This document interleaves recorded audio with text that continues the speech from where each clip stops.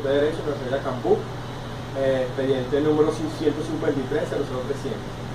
En esta oportunidad voy a dar una explicación de las teorías y doctrinas acerca del imperialismo, sociologismo, el realismo norteamericano, el marxismo, comunismo, y cuál de estas concepciones está en la Venezuela de los últimos 20 años, cómo se asemeja a esto.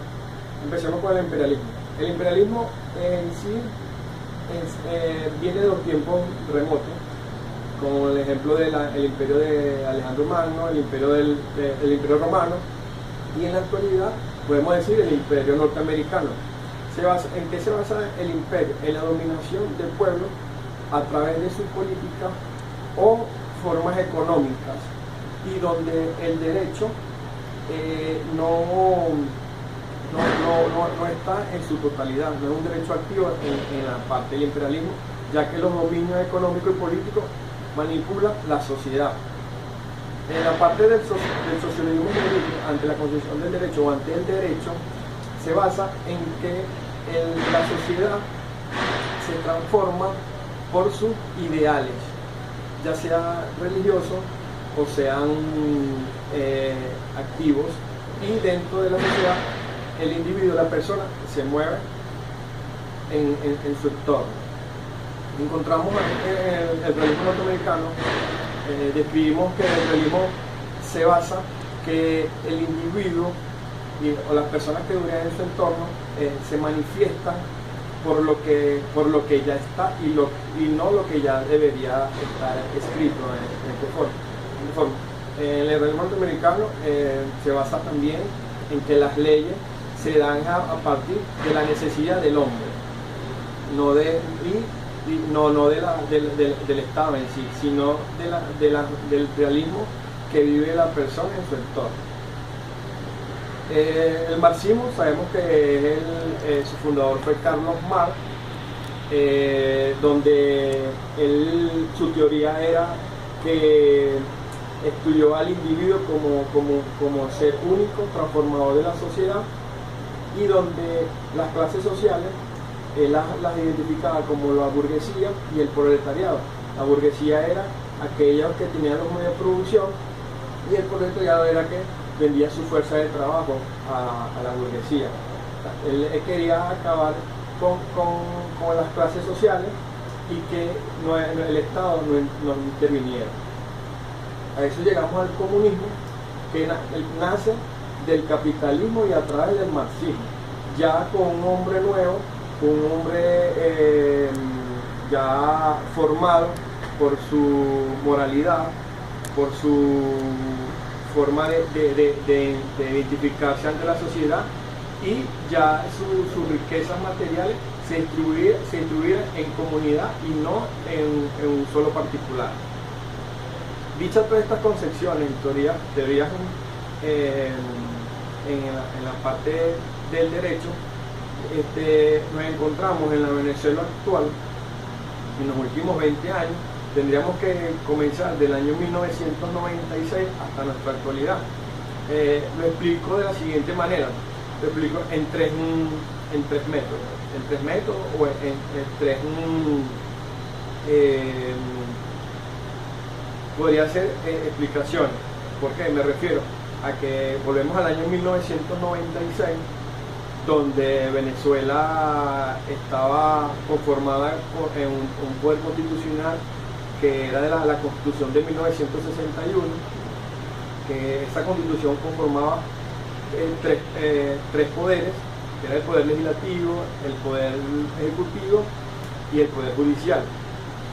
En esa Venezuela de ese año, del 96, era una Venezuela dicha por algunos estudiosos juristas, que era capital burguesa, capitalista burguesa, porque eran los medios de producción, dueños de medios de producción que conformaban el poder público.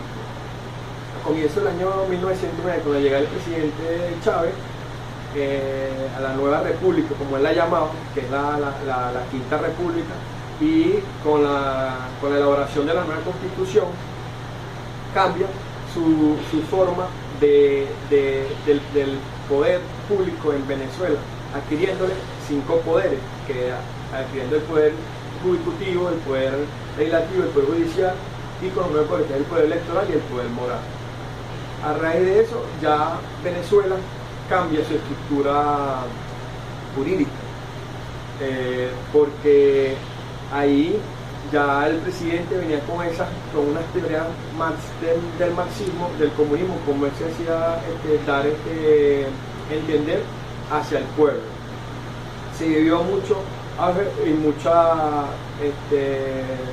formulación en contra y unas a favor, porque era algo nuevo, algo donde algunos ciudadanos no entendían su forma de darle ese poder al pueblo, como él decía. Y después del fallecimiento del presidente Chávez, entramos a una época actual, de los últimos 4 años, por así decirlo, donde ya tenemos una asamblea opositora al gobierno que el presidente Chávez tenía. Con la nueva llegada del nuevo presidente Nicolás Maduro, se ha creado una serie de controversias al entorno jurídico. Tenemos una extensión en el marco jurídico donde los poderes no son como lo enmarca nuestra Constitución, sino que obedecen a un solo poder. Ahí entraríamos en un vacío de poder y no estaríamos en la legalidad jurídica. Y se ha visto que en la Asamblea Nacional, que es una asamblea opositora en su mayoría, ha organizado unas leyes orgánicas o unos decretos, y donde el presidente no lo toma en cuenta, y eso crea una distorsión en la sociedad donde no cabe algo legal.